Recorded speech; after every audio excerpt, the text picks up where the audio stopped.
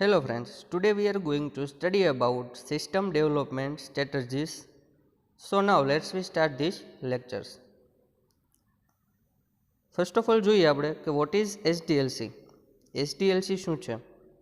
SDLC નું full form થાય છે કે સિસ્ટમ ડેવલપમેન્ટ લાઈફ સાયકલ. હવે એની અંદર જોઈએ આપણે systems development a process consisting of the two major steps of system analysis and designs. Starts when management or sometimes system development personnel realize that particular business system need improvements. હવે જો system development માટે જે main objective હોય છે તે system analysis અને designs હોય છે. જ્યારે સિસ્ટમ અપડેટ કરવી હોય ત્યારે એસડીએલસીનો મેઇન પોઈન્ટ હોય છે. The system development life cycle method consists of the following activities. એની અંદર કઈ કઈ એક્ટિવિટી આવે છે એ જોઈએ. તો પહેલાં ફર્સ્ટ છે preliminary investigations, determinations of system requirements, designs of system, development of software, system testing, implementations, evaluations and maintenance. તો એની અંદરનું એક આપણે ડાયાગ્રામ જોઈએ કે એસડીએલસી પરફોર્મ કેવી રીતે કરે છે. આ એસડીએલસીનો ગ્રાફ છે. હવે એની અંદર આપણે જોઈએ કે સિસ્ટમ કન્સેપ્ટથી સ્ટાર્ટ થાય છે કે કોઈ આપણે એવી સિસ્ટમ બનાવી છે કે ભાઈ કોલેજ મેનેજમેન્ટ સિસ્ટમ છે, બરાબર, તો એ મારે વસ્તુ બનાવી છે તો એની પહેલાં તો મારે નામ ટાઇટલ એક જોવું પડશે કે કયું તમારે બનાવી છે સિસ્ટમ. તો ફર્સ્ટ ઓફ ઓલ એનું શું આવશે કે સિસ્ટમના કન્સેપ્ટ, કે એ જે તમારે સિસ્ટમ બનાવી છે એના કન્સેપ્ટ ક્લિયર છે તમારી પાસે, તો એ આવશે. હવે જો ક્લિયર હોય તો તમારે એની પછી શું કરવાનું આવશે તો કે પ્લાનિંગ કરવાનું આવશે કે એની અંદર કેટલી રિક્વાયરમેન્ટ્સ આવશે કે એ બધી વસ્તુનું કલેક્શન્સ કરવાનું આવશે તમારે ડેટાનું ને એ બધું. હવે એ થઈ જાય પછી એની અંદર ઇન્ફોર્મેશન ગેધરિંગ થશે, એટલે કે કોઈ ડેટા મિસિંગ છે કે જે આપણે રિક્વાયરમેન્ટ છે એની અંદર આપણે કયા કયા સોફ્ટવેર જોશે, કયા કયા પાર્ટ જોશે, તો એનું કલેક્શન કરવાનું આવશે. પછી આવે છે એનાલિસિસ એન્ડ ડિઝાઇન્સ. હવે એક એનાલિસિસ હોય એ એનાલિસિસ કરશે કે આની અંદર કઈ કઈ રીતે ડિઝાઇનિંગ કરવાનું થશે આપણે, કે કઈ રીતે મેન્ટેનન્સ થશે આની અંદર, એ બધી વસ્તુ આવશે એનાલિસિસ એન્ડ ડિઝાઇન્સની અંદર. પછી છે કે ડેવલપમેન્ટ. હવે એનાલિસિસ એન્ડ ડિઝાઇન થઈ જાય એટલે ડેવલપમેન્ટ સિસ્ટમ થશે કે એની અંદર આપણે વર્ક કરીએ કે સોફ્ટવેર સિસ્ટમ બનાવશું. પછી બની ગયા સોફ્ટવેર પછી યુનિટ ટેસ્ટિંગ થશે, એટલે કે આખું સોફ્ટવેર કે સિસ્ટમનું ટેસ્ટિંગ થશે. હવે ટેસ્ટિંગ થઈ ગયા પછી ઇન્ટિગ્રેશન એન્ડ ટેસ્ટિંગ. હવે જ્યાં જ્યાં આપણને નથી હરખું થયું કે અપડેશનની જરૂર છે તો ત્યાં અપડેટ થશે અને પાછું ટેસ્ટિંગ થશે. ઇમ્પ્લિમેન્ટેશન્સ કરીને ટેસ્ટિંગ કરવાનું પાછું. એની પછીના સ્ટેજ ઉપર છે કે એના પછી આવે છે ઇમ્પ્લિમેન્ટેશન્સ. ઇમ્પ્લિમેન્ટેશન્સ એટલે શું કે કાંઈ પણ બાકી રહી ગયું હોય કે સિસ્ટમ્સની અંદર આપણને હજી એમાં ઉમેરવું છે, ઇન્સર્ટ કરવું છે, તો એની માટે ઇમ્પ્લિમેન્ટેશન્સ થશે. અને લાસ્ટમાં છે ઓપરેશન્સ એન્ડ મેન્ટેનન્સ. એટલે હવે જો કંઈ રિક્વાયરમેન્ટ્સ એવી આવી કે ક્લાયન્ટે કંઈ ચેન્જીસ કરાવ્યા છે કે કાંઈ અપડેશન્સ આવ્યા છે તો એ બધી જ વસ્તુ થઈને મેન્ટેનન્સ લાસ્ટમાં થશે. એમાં ફર્સ્ટ જોઈએ આપણે preliminary investigations. When that request is made, the first system activities, the preliminary investigations begins. These activities has three parts: request clarifications, feasibility studies, request approval. જ્યારે કોઈ સિસ્ટમ બનાવતા રિક્વેસ્ટ કરે છે ત્યારે સિસ્ટમ તે ફર્સ્ટ એક્ટિવિટી સ્ટાર્ટ થાય છે.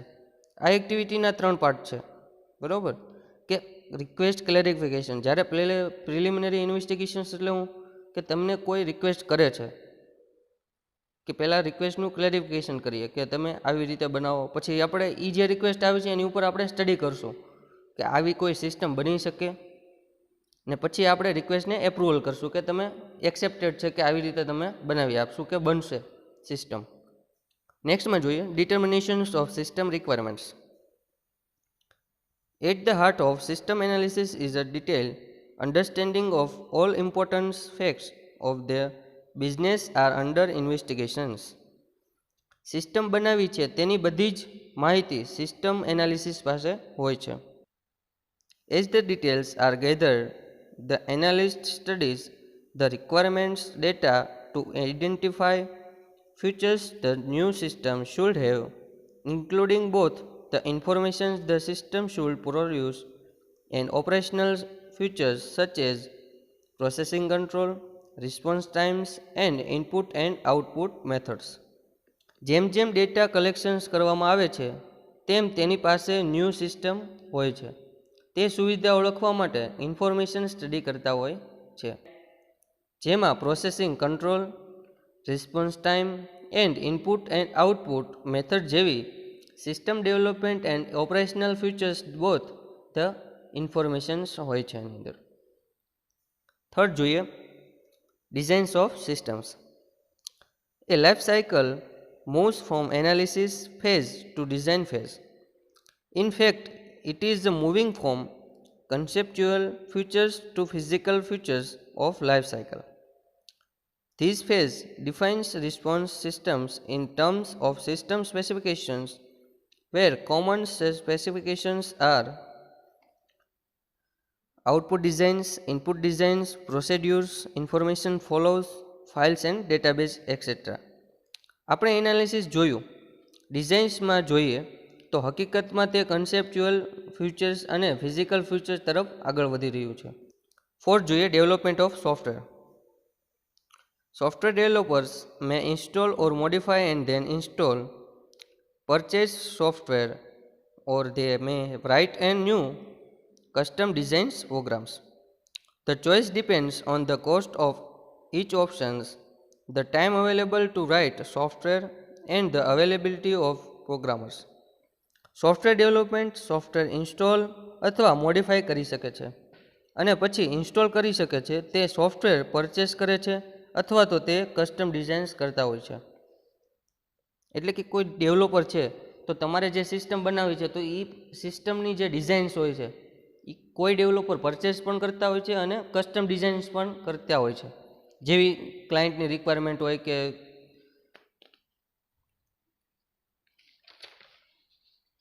Software development કરવા અને તેની કોસ્ટ પ્રોગ્રામર પર આધારિત હોય છે. બરાબર છે. ફિફ્થ જોઈએ system testing. During system testing the system is use testing two ensure that the software does not fail, that it will run according to its specifications and in the way users imagine.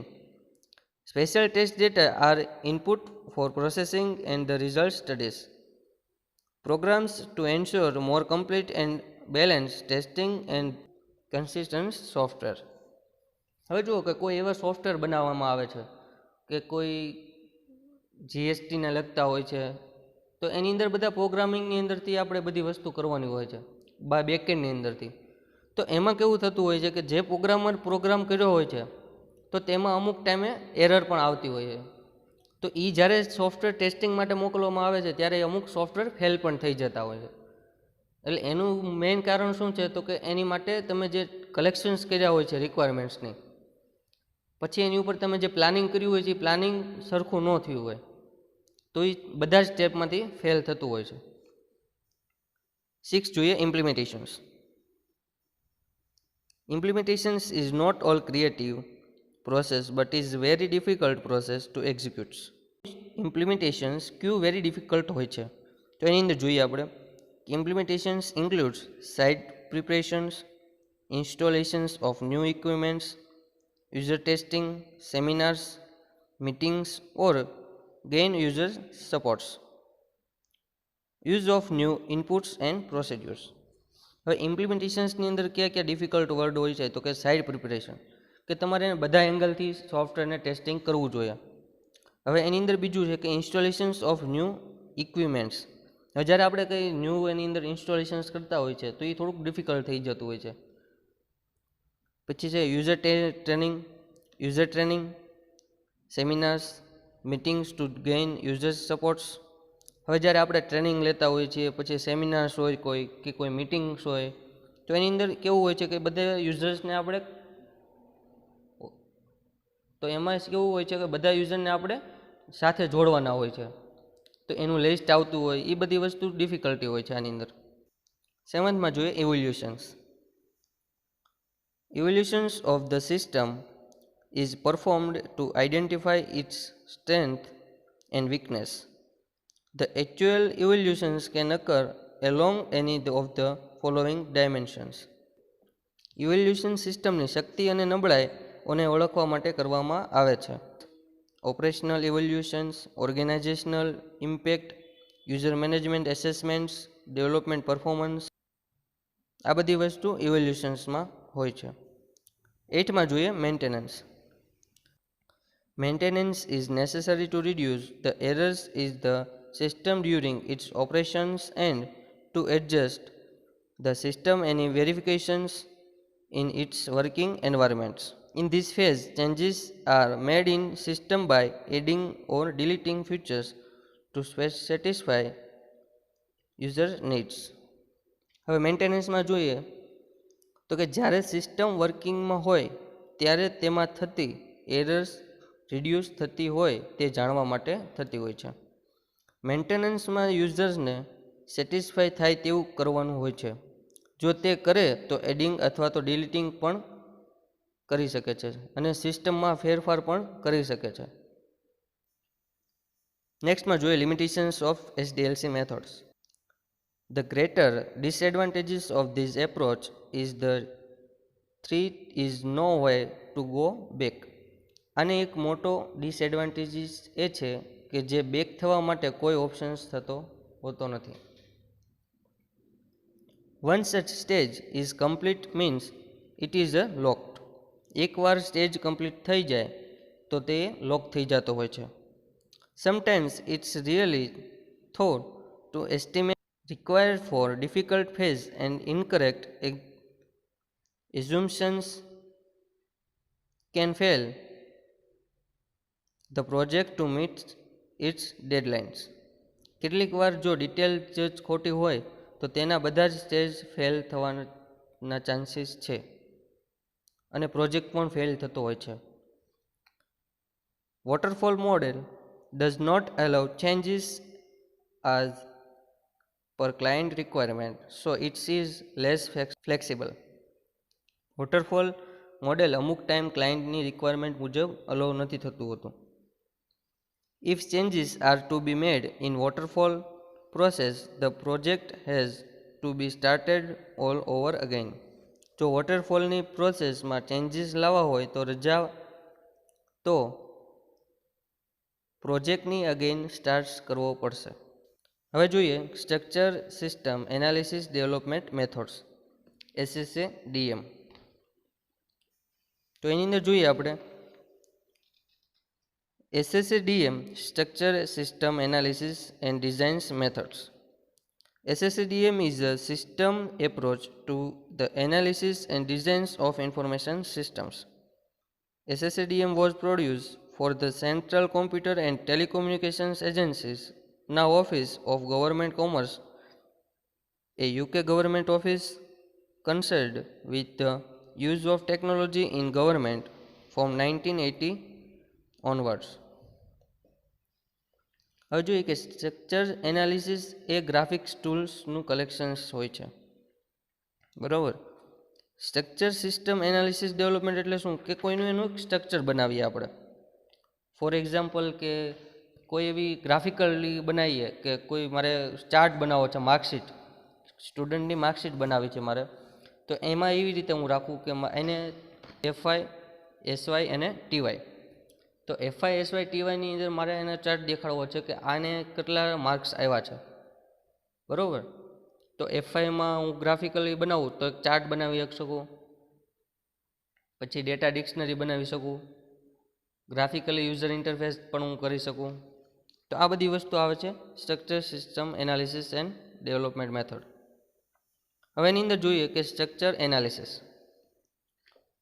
Structure analysis શું છે તો એ જોઈએ આપણે. Structure analysis is a set of techniques and graphical tools that allows the analyst to develop a new kinds of system specifications that are easily understandable to users. It does not state how the specifications should be implemented. The following are the various implementations of structure analysis. એમાં first જોઈએ graphical symbols. હવે છે ને આ structure analysis શું છે તો કે સ્ટ્રક્ચર એનાલિસિસ એ ગ્રાફિકલ ટૂલ્સનું કલેક્શન્સ છે જે સિસ્ટમ સ્પેસિફિકેશન્સ અલાઉ કરતા હોય છે, જે યુઝર્સને ઇઝીલી અન્ડરસ્ટેબલ હોઈ શકે. હવે એમાં ફર્સ્ટ છે ગ્રાફિકલ સિમ્બોલ્સ. હવે ગ્રાફિકલ સિમ્બોલ્સની અંદર કેવી રીતે આપણે કોમ્યુનિકેશન્સ કરી શકીએ? તો કોઈ એવી રીતે ગ્રાફિકલ સિમ્બોલ્સ યુઝ કરતા હોય છે કે ઇઝીલી આપણને એની પરથી આપણને ખબર પડી જતી હોય તો કે આ સિસ્ટમ કેવી રીતે વર્ક કરે છે, કે સિસ્ટમને કેવી રીતે આપણે ફોલો કરવાના છે. નેક્સ્ટમાં છે ડેટા ફ્લો ડાયાગ્રામ્સ. હવે ડેટા ફ્લો ડાયાગ્રામ્સ એટલે શું? તો કે કોઈ મારે એવી સિસ્ટમ બનાવી છે કે શોપિંગ સાઇટ બનાવી છે, બરાબર? તો એ શોપિંગ સાઇટની અંદર પહેલાં શું થશે, પછી શું થશે અને એની પછી શું થશે. ફોર એક્ઝામ્પલ કે મારે કોઈ પરચેસ કરવી છે, એક સિસ્ટમ છે, બરાબર? તો કોમ્પ્યુટર સિસ્ટમ મારે પરચેસ કરવી છે તો હું પહેલાં કયા સ્ટેજ ઉપર જઈશ? તો કે પહેલાં હું જોઈશ કે એ સિસ્ટમમાં કેવા કેવા સ્પેસિફિકેશન છે, કેવી એની ડિટેલ છે. પછી એની ઉપર હું એડ ટુ કાર્ટ આપીશ. એડ ટુ કાર્ટ પછી જશે કે કન્ફર્મેશન્સના પેમેન્ટ ઉપર. એ ફ્લો જે આવે છે એને ડેટા ફ્લો ડાયાગ્રામ કહેવામાં આવે. પછી છે ડેટા ડિક્શનરી. હવે જો ડેટા ડિક્શનરી છે ને, એ બધા જ સોફ્ટવેર કે તમે કાંઈ પણ બનાવતા હો છો તો એની અંદર બેકએન્ડની અંદર ડેટા ડિક્શનરી હોય જ છે તમારે. એક ગમે તે નાનો એવો સોફ્ટવેર હોય તો પણ એની અંદર એ ડેટા ડિક્શનરી હોય છે.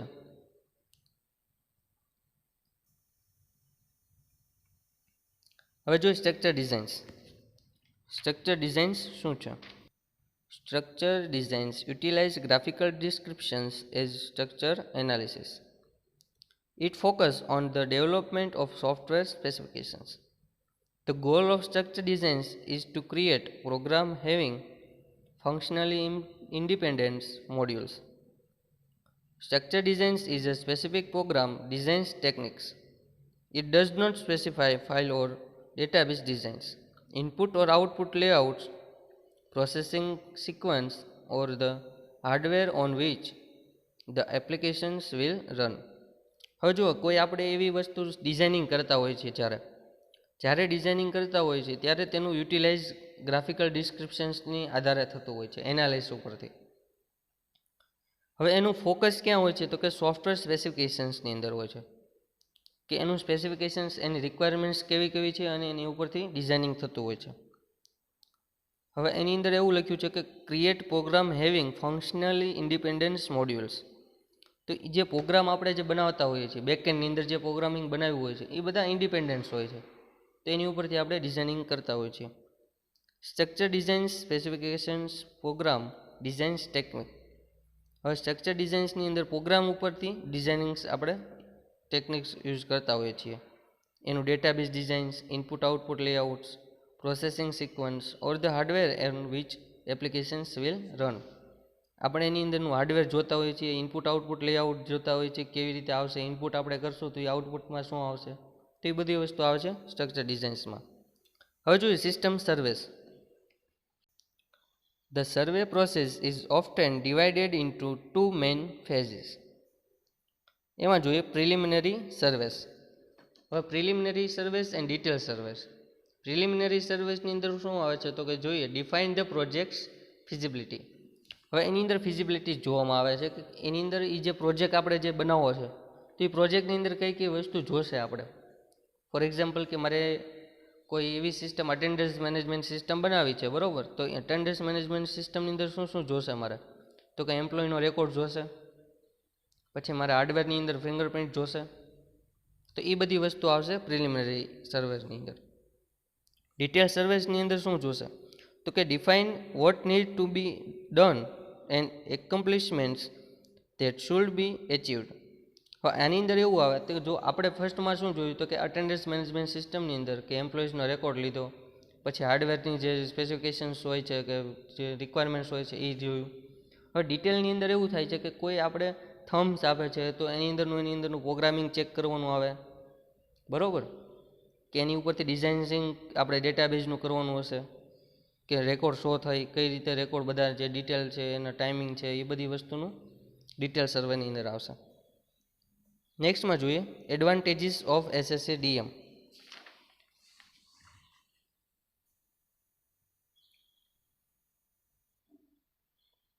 SSADM has the ability to reduce the error rates of IS by defining a certain quality levels in the beginning and consistency checking the systems. બરાબર? Well done documented procedures. Also SSADM can provide better control over projects because it has the rigid structure of the methodology, tried and the tested tools the and requirements, cross checking, પછી છે evaluations of the users prescriptions, long development times, as each stages must be completed thoroughly before moving moving on the next. The cost, time and money, so organizations have to have large resource for SSADM project. હવે જો આની અંદર કેવું કહેવામાં આવે છે કે જ્યારે SSADM થતું હોય છે, structure system analysis development management, હવે આ વસ્તુ જ્યારે થતી હોય છે ત્યારે આપણે શું શું જોવાનું હોય છે, એની અંદર એડવાન્ટેજીસ શું શું હોય છે, તો એની અંદર ક્રોસ ચેકિંગ થતું હોય છે, પછી ઇવેલ્યુએશન્સ થતું હોય છે, પ્રિસ્ક્રિપ્શન્સ થતું હોય છે, લોંગ ડેવલપમેન્ટ ટાઈમ્સ થતો હોય છે કે એનો ટાઈમ કેટલો લાગશે તમને બનાવવામાં, પછી એની કોસ્ટ શું થશે, એની ઉપર કેટલા ડેવલપર વર્ક કરતા હશે, કેટલા દિવસમાં કમ્પ્લીટ થઈ જશે અને કેટલા દિવસની અંદર ટેસ્ટિંગ આપણે આપવું પડશે. System prototype method. હવે એની અંદર જોઈએ આપણે કે prototype is the working model of a system and not just an idea on paper which is developed to test ideas and assumptions about the new system. A prototype એ સિસ્ટમનું working model છે અને તે કોઈ કાગળ પરનો idea નથી જે સિસ્ટમને ડેવલપ અને એસ્યુમ્શન્સ કરવા વિકસે છે. Like any computer based system, it consists of working software that accept input, perform calculations and procedures of outputs. કોઈપણ કોમ્પ્યુટર આધારિત સિસ્ટમની જેમ તેમાં વર્કિંગ સોફ્ટવેરનો યુઝ થતો હોય છે. That acceptable input, calculations, procedure, outputs. It is the first versions of iterations of an information system and original model. તે કોઈ ઇન્ફોર્મેશન્સ ઓફ ઇટરેશન્સ છે જે ઓરિજિનલ મોડેલની અંદર હોય છે. નેક્સ્ટમાં જોઈએ કે રીઝન્સ ઓફ પ્રોટોટાઇપિંગ. એનું રીઝન શું છે પ્રોટોટાઇપિંગનું? Prototyping is generally useful in following conditions. The requirements are difficult to specify in advance. A totally novel system is processed. The ideas and the assumptions about new systems are to be experimented quickly by the users at the least cost. હવે જો આની અંદર પ્રોટોટાઇપની અંદર શું છે તો કે generally conditions એવી હોય છે કે the requirement of difficult specify in advance, કે તમારે કાંઈ પણ રિક્વાયરમેન્ટ્સ હોય તો એ પહેલાં અમને આપી દો. The ideas and exceptions new systems to be accepted quickly, users cost list cost. હવે યુઝર્સ છે એ તમને લિસ્ટ આપશે કે આટલી કોસ્ટમાં તમારું પ્રોટોટાઇપિંગ થતું હોય છે. કે કોઈ પ્રોજેક્ટ છે, ફોર એક્ઝામ્પલ કે કોઈ આપણે પ્રોજેક્ટ બનાવતા હોઈએ છીએ તો સિસ્ટમ પ્રોટોટાઇપ શું કરશે તો એનાથી તમારે જો કરવું હોય આગળ વધવું હોય તો તમારે એની અંદર કે લિસ્ટ આપશે કોસ્ટની કે તમારે આટલો ખર્ચો થશે, તો આ રીતની સિસ્ટમ બનશે.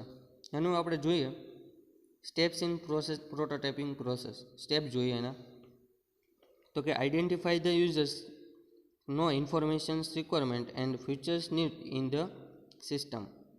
હવે પહેલાં આઈડેન્ટિફાઈ યુઝર્સ થશે કે ઇન્ફોર્મેશન્સ રિક્વાયરમેન્ટ જે છે અને ફીચર્સ નીડેડ છે એ બધી વસ્તુ છે આની અંદર. પછી જે develop a working a prototyping, પછી એની ઉપર ડેવલપિંગ થશે. પછી આવે છે use the prototype and expand the list of known system requirements. હવે એની અંદર પ્રોટોટાઇપનો યુઝ થશે અને એની અંદરનું લિસ્ટ બનશે કે આની અંદર કઈ કઈ રિક્વાયરમેન્ટ્સ આવે છે સિસ્ટમની અંદર. પછી છે revise the prototype base on informations gained thought user experience. હવે યુઝર્સનું થોટ જોશે આની અંદર કે રિવાઇઝ આપણે જે પ્રોટોટાઇપ બેઝ કરશું ઇન્ફોર્મેશન્સ તો એ બધી વસ્તુ સરખી થાય છે. Repeat the steps as needed achieve a suitable system. પછી જો રિપીટ કરવાનું આવે પાછું એની, ફોર એક્ઝામ્પલ કે આપણે કોઈ લોગિન પેજ બનાવતા હોઈએ છીએ તો લોગિન પેજની અંદર કેવું હોય તો ફર્સ્ટ ઓફ ઓલ તમે કાંઈ લોગિન હોવ નહીં, યુઝર્સ હોય તો તેની માટે તમારે પહેલાં રજિસ્ટ્રેશન કરવું પડે, પછી પાછું બેકએન્ડ આવવું પડે છે લોગિનના પેજમાં. તો આ વસ્તુ પ્રોટોટાઇપિંગ થતું હોય છે. એનું આપણે જોઈએ તો જો આની અંદર લખ્યું છે કે આઈડેન્ટિફાઈ ધ રિક્વાયરમેન્ટ્સ, પહેલાં આઈડેન્ટિફાઈ થશે રિક્વાયરમેન્ટ. પછી શું થશે તો કે preparing the working model, preparing થશે હવે થશે પછી યુઝ ધ પ્રોટોટાઇપ, એની પછી થશે યુઝ ધ પ્રોટોટાઇપ, એને પછી જશે રિવ્યૂ ઓફ ધ પ્રોટોટાઇપ, કે એનું રિવ્યૂ માગવામાં આવશે કે જે આપણે પ્રોટોટાઇપ યુઝ કર્યું છે એનું રિવ્યૂ કેવું આવે છે. પછી એની નીચે આવશે કે ઇઝ પ્રોટોટાઇપ ઇઝ કમ્પ્લીટ. જો પ્રોટોટાઇપ કમ્પ્લીટ થઈ ગયું હોય તો શું આવશે, તો કે implementations the prototype and begin new prototype. તો એ પ્રોટોટાઇપ કમ્પ્લીટ થઈ ગયું હોય તો એની અંદર શું આવે, તો કે ઇમ્પ્લિમેન્ટેશન્સ થઈ જશે અને હવે આગળનો પ્રોટોટાઇપ જોઈએ આપણે. અને જો પ્રોટોટાઇપ કમ્પ્લીટ નથી થતું તો પાછું ક્યાં આવશે, તો કે પ્રિપેરિંગ ધ વર્કિંગ મોડેલ. તો પાછું પહેલેથી આપણે સ્ટાર્ટ થશે. આને કહેવામાં આવે છે પ્રોટોટાઇપિંગ.